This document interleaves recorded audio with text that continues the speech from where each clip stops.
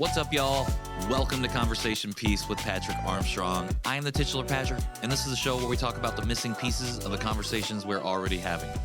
Shout out to all our returning listeners, and a high five and hello to everybody joining us for the very first time. Thank you so much. I appreciate you. We are here wrapping up November with a solo episode coming to you live from Lightbound Studios. I just pointed up and looked up, but you can't see the logo right now. But that's where we are, right here in Indianapolis, and where we've been recording all of our episodes for this month.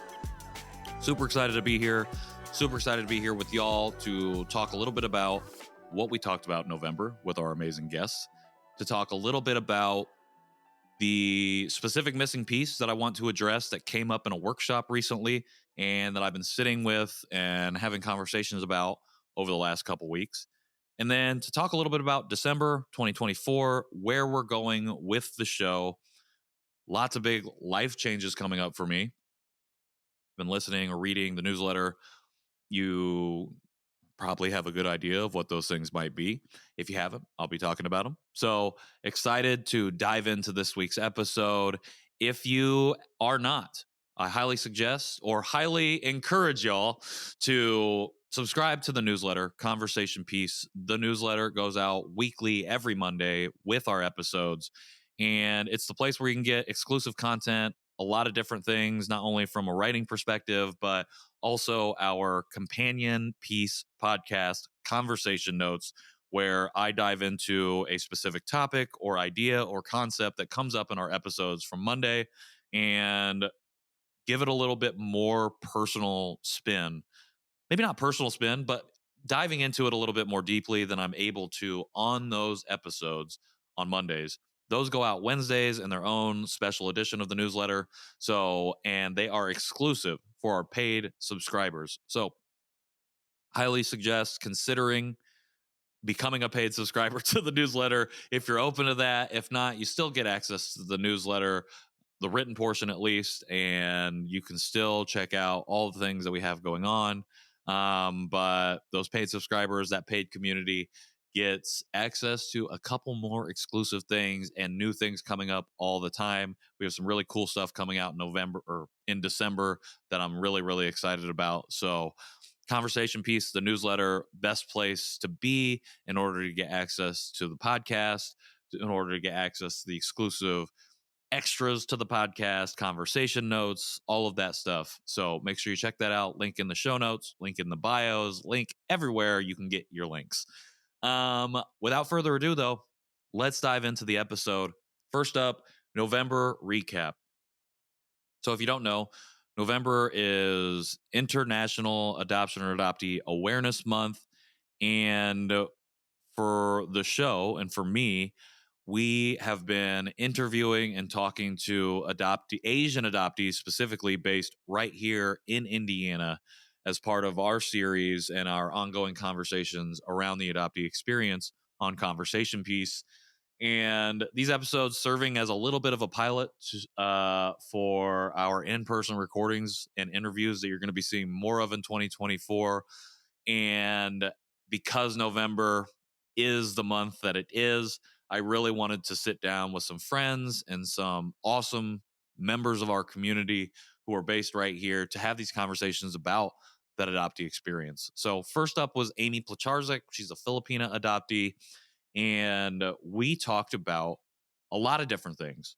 But the big thing that I walked away with was encouragement. She specifically calls herself an encouragement girl. And we were talking about the idea of being encouraged, whether directly or indirectly, to participate in community stuff and conversations.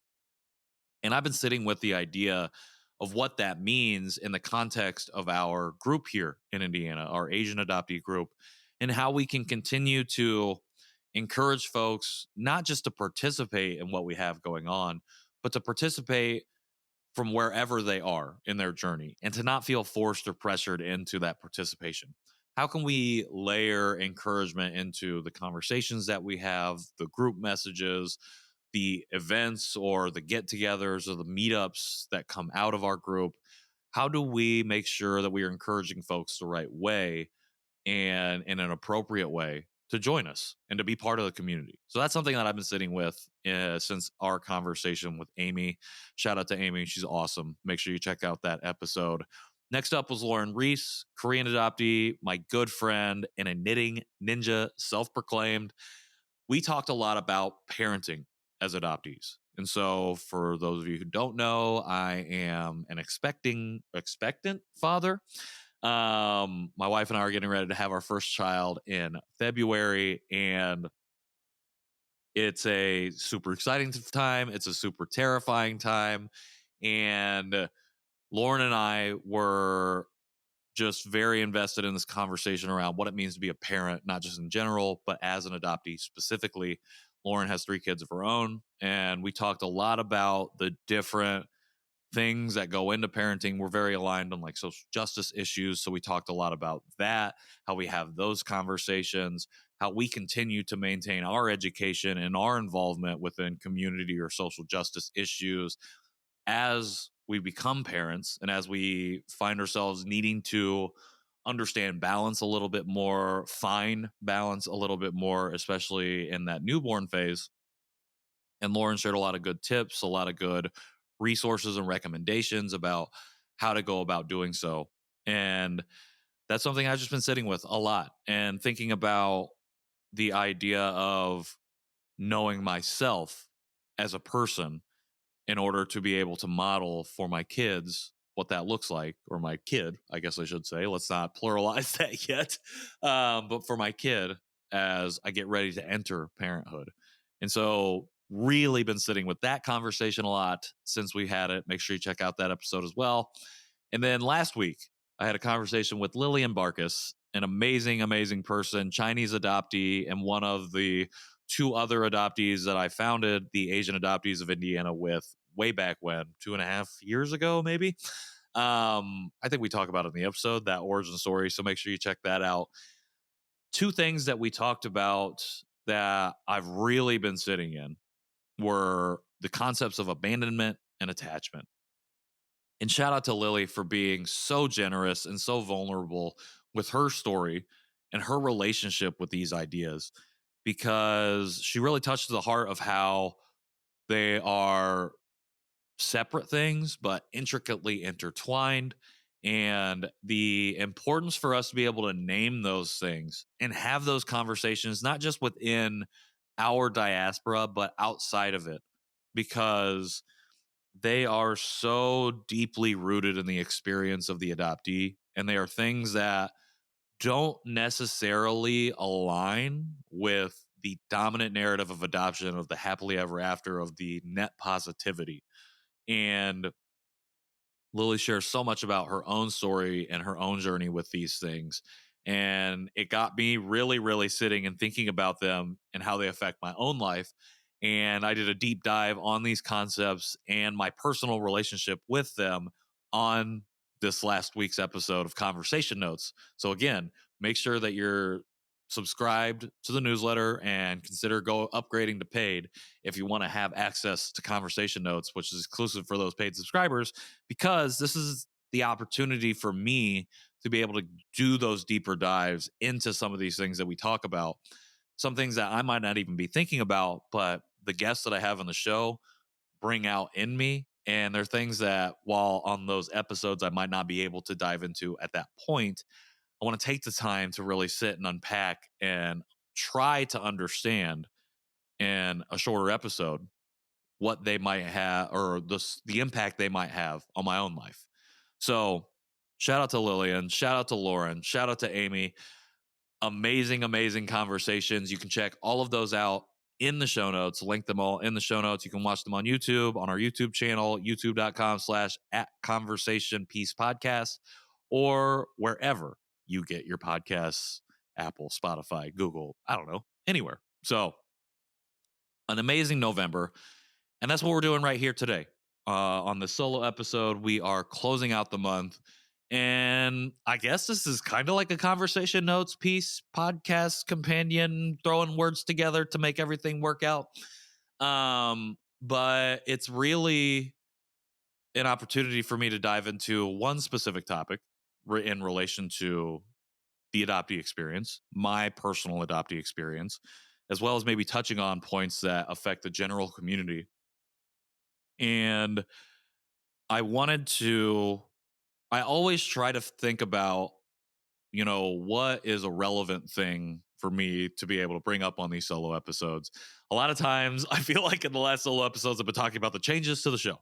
Um, and that seems to be happening literally every day. There's something new and something cool and something exciting happening.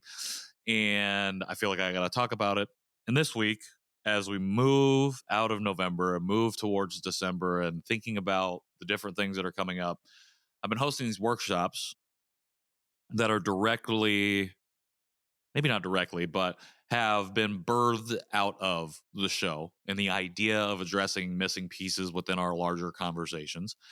And last week, I hosted the first, well, not the first, but hosted an adoptee only workshop where we were naming some of these pieces and a really great time.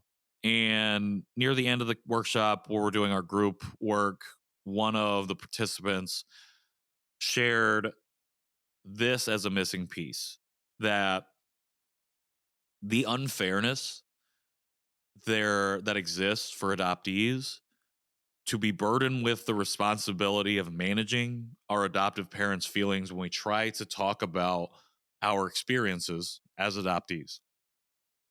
And lots of people resonated with it. And it's something that I have given thought to, also something that I haven't thought enough about, and something that I feel like we don't necessarily talk about in the community or outside of the community that often. And so I wanted to dive into that topic today and talk a little bit about what that means, what I think it means at least, where I think it comes from, and ways that we can move beyond or disrupt that idea. So, this idea of being responsible for managing and taking care of our adoptive parents' feelings. One, I think the idea of being responsible for anybody's feelings is universal. I think that's something that we can all experience, or that we all do experience or feel to some degree at some point in our lives with some person in our lives. And I feel like this idea is rooted in societal narratives of being respectful, of taking the high road, of always trying to be the better person when it comes to thinking about how we interact and engage in conversation with other people and what we might say to someone that could affect them. Impact over intent, actually, is kind of what I'm thinking about here. And I think at the end of the day, it is, for adoptees specifically, I think the idea that we have to manage and take care of other people's feelings, particularly our adoptive parents or our adoptive families' feelings, is rooted in not only that social narrative of the high road, but in the dominant narrative of adoption and the narratives of gratitude and positivity that spring out of that foundation. And so I say that because this responsibility, this feeling like we have to take care of these other people's feelings when we need to talk about something, is because we have forever been told that we should be grateful for having been adopted. And that pressure, that narrative sits over us as a burden, because we have to navigate the idea that if we are to talk about something that does not align with the dominant narrative, then we are being ungrateful. Then we are being negative, and that those two things can't exist simultaneously. That those two truths are not that those two things are not able to be true at the same time. And I think that binary thinking pushes us to then withhold to feel like we are not able to or are not allowed to talk about and share the things that we're feeling deeply, because we will then be labeled XYZ, ungrateful, angry, um, maladjusted, whatever those labels look like. We will then be put on, those will be put upon us because we are not we are not being responsible with and managing the feelings of the people around us. Doesn't matter what we feel. It's that we are supposed to be responsible for those other people. That's the burden. That's the burden. And so I've been sitting with and thinking about this since we talked about this in the workshop. And as I've been doing this unpacking and thinking about it, I realized that this is it's an illusion. The idea that we have to be responsible for anyone's feelings other than our own is an illusion. And at the end of the day, we are not responsible for anyone's feelings other than our own, because we are not able to properly and appropriately support and help and even respect and manage other people's feelings in the right way if we can't do that for ourselves. We can't help other people if we cannot first help ourselves. Now, that does not mean that we shouldn't be mindful and respectful and open to other people, their feelings, their opinions, their ideas, whatever it might be. Not everyone's aligned with us. Not everybody thinks the same way as us. And we have to be mindful, respectful, and open to all of those things, including our adoptive parents, including our families, whoever it might be. And I think I say we have to. We should be mindful, respectful, and open, because that allows growth. It allows us to understand perspectives other than our own, or at least to hear and listen to those feelings, and opinions, and whatever it might be. However, I don't know why we got another however, semicolon, however. That also doesn't mean that we should allow folks like our adoptive parents to invalidate our experiences just because we have this idea that we need to be managing and responsible for their feelings and how they might feel because of how we feel, because of what we've experienced. Because of what we've experienced. We should not just be trying to appease or be cordial to other people because they may not understand or be open or respectful or mindful of our experiences. That is what I mean when I talk about, or when I say that this responsibility, this burden is an illusion, and why it's rooted in gratitude and positivity and those dominant narratives that exist to oppress us, to keep us in that state, that flux of gratitude. Because while we are expected to be mindful, respectful, and open to our parents' feelings and to manage those things, that same mindfulness, respectfulness, and openness is not extended to them. And other people are not made to feel like they have to be open to our experiences. And they just do the work of invalidation immediately when we present narratives that run counter to that dominant narrative. That's the illusion. That's the illusion, because we've been told, and this is why I say it extends to people, even out to anybody, because instead of being willing to listen, being willing to learn and challenge our own perceptions and ideas of what an experience might hold, we feel like we we feel like we can invalidate that because we think we know. We think we know better than the person who has and holds the identity or experience that's trying to articulate, trying to share with us what it means to be that person. And this has been ingrained in us because of these dominant narratives over centuries, over millennia. That is why we think this way. And so we have internalized the idea of being responsible, of being the managers of other people's feelings at the expense of our own. Again, it doesn't mean we shouldn't be mindful, respectful, and open to other people's feelings. We absolutely should be those things. And we should be considerate of those things because it allows for growth. It allows for us to, again, challenge those perceptions and ideas that we have as individuals and opens us up to community.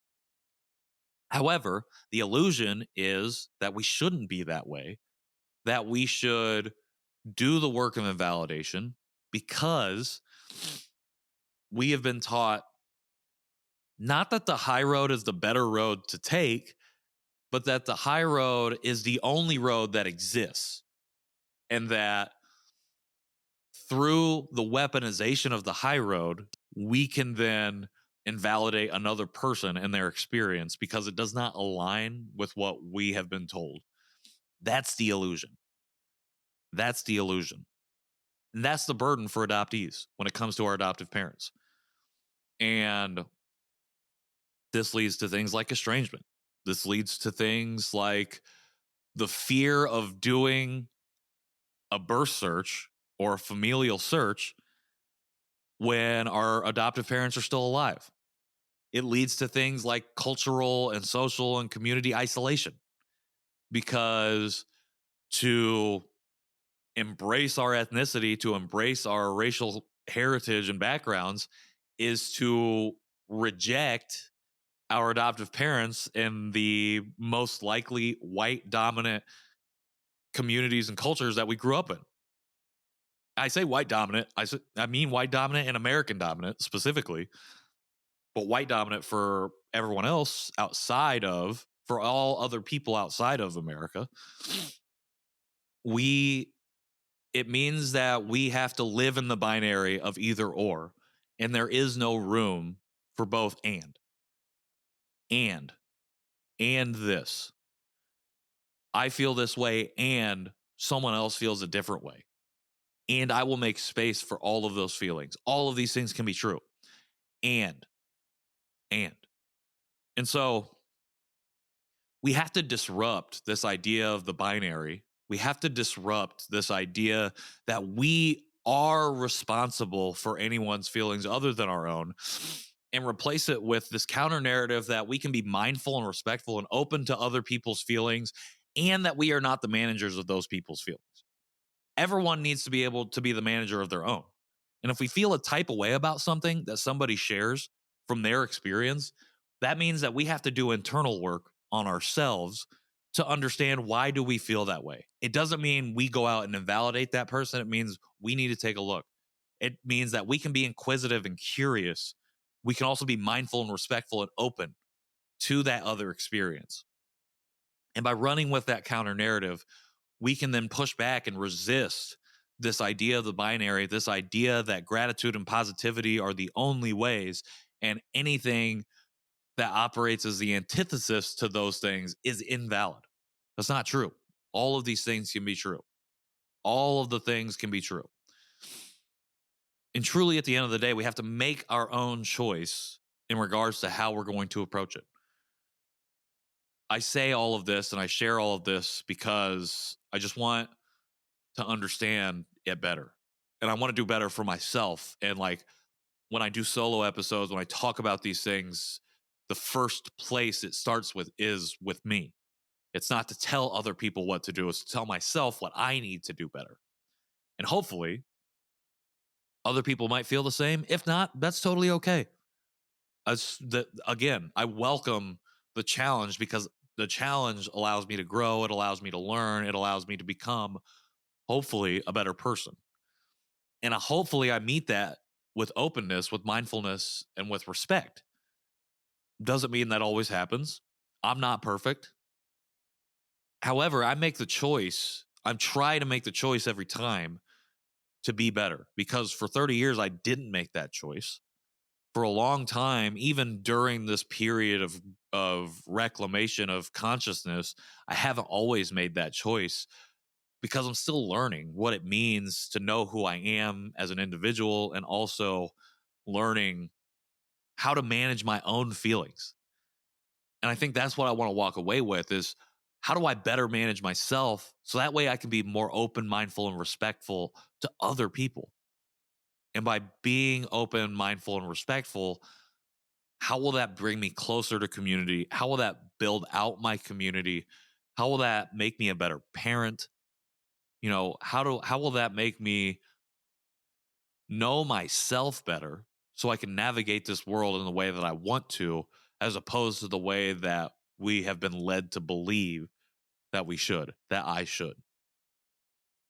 So that's what I think about when I think about this topic that came up in the workshop, is this responsibility for other people's feelings is an illusion that has been placed upon us, and that we can break the illusion ourselves.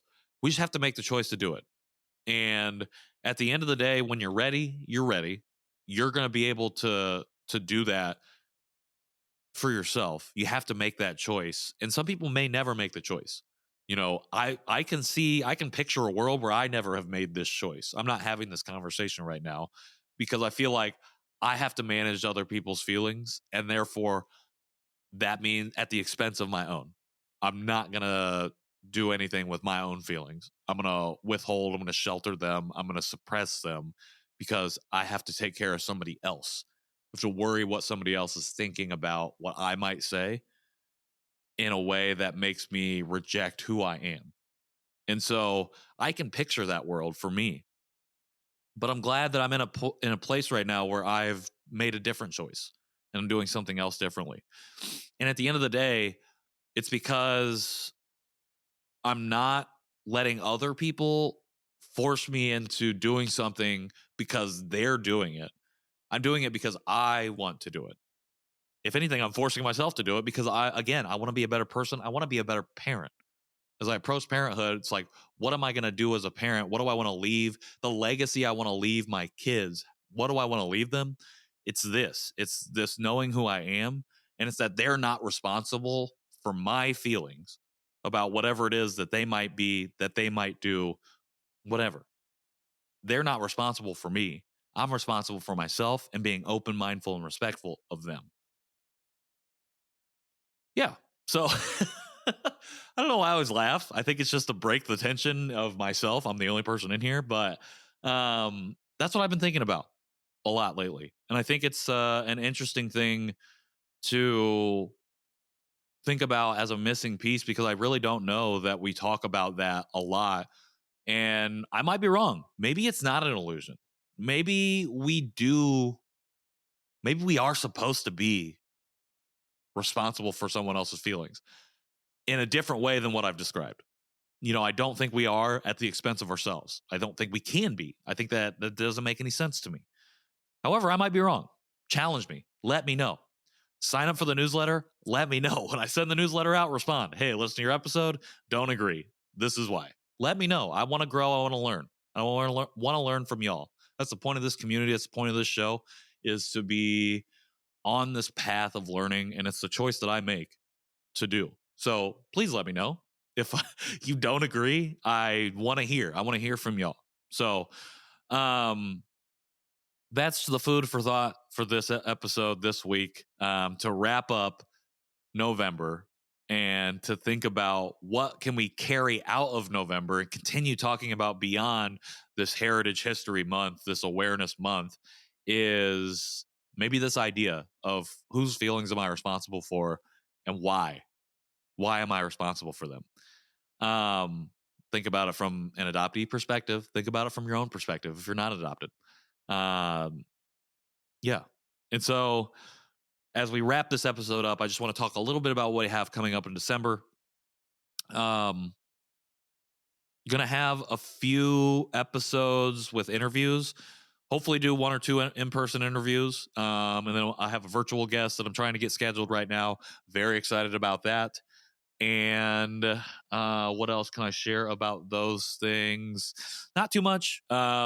have this solo episode coming out this week. Going to have another solo episode coming out next week. So if you want me to respond to, or if you want to hear what I feel and think about what we just talked about here on this episode, please let me know. Reach out, let me know, hit me up, however you need to get a hold of me, and we can have that conversation. Would love to keep talking about this in our first episode of December. Excited about that. Excited about whatever conversations may come of that. But we have the interviews coming out for the rest of the month, including over the holidays. The newsletter, very excited about what we have going on with the newsletter. For our paid subscribers, you not only have access to conversation notes, you have access to our newsletter sponsors and the deals that we have going on with them. Shout out to Your Pasta. Shout out to Alicia Bennett. Shout out to them for sponsoring us and being a part of this journey that we've been on with the paid version of the newsletter. Make sure you sign up for that to stay up to date on all those things. December is where we're going to be dropping some even more exclusive things. I don't know how they're more exclusive, but new things for those exclusive paid members of the newsletter. I'm really excited about what we have coming up in December for that, including one of the things that we dropped that I'll let you all know about is that I have been sharing a little bit of poetry in or for our paid members. Poetry, short storytelling, whatever it might be, that's what it is. And excited about sharing that. The reason I like that community is because it just feels like this is a group of people that I want to continue providing more and more value with or to. And it's a fun way for me to start sharing some other things that I've been working on that are really close and personal and intimate to me. And doing so with a group of people who continue and have been supportive. And I really appreciate that. And then shout out to everybody who signed up for the free version of the newsletter too. Really appreciate y'all. Again, you still get access to the newsletter, still get access to that written portion where you're seeing some of my other thoughts on other topics that come out of some of the episodes, whatever it might be, things that I've been thinking about through the month. Yeah, you still have access to that. And if you want, consider upgrading to paid to get access to some of that exclusive content as well. Let me see. I think that's about it. I guess one of the other things I'll leave you with is November. Or November. What am I talking about? Is the 2024 bit. So, gonna have a full month of December. Gonna have a lot of stuff coming out for that. And then as we move into 2024 in January, should have a full month of January. But it really depends on how this pregnancy is going, how other things are going, I suppose. It just depends on a number of factors. And so there is a world where I step into a break mid-January, and that break will probably last for about a month and a half, potentially 2 months. So I may not be back until March after that. From a podcast perspective, from a newsletter perspective, that'll still be going on. The newsletter will continue to run weekly on Mondays, but from a podcast perspective, I may pump the brakes and shift into parent mode, and be doing that. It just depends on a number of things. So most likely February, no new episodes. March, coming back. January, TBD. So just wanted to give you kind of a heads up, a light sketch of what we have going on coming up. Other than that, 2024 focus is going to be almost exclusively here in Indiana. I've got a lot of things that I would really like to do here in the state, in the city of Indianapolis.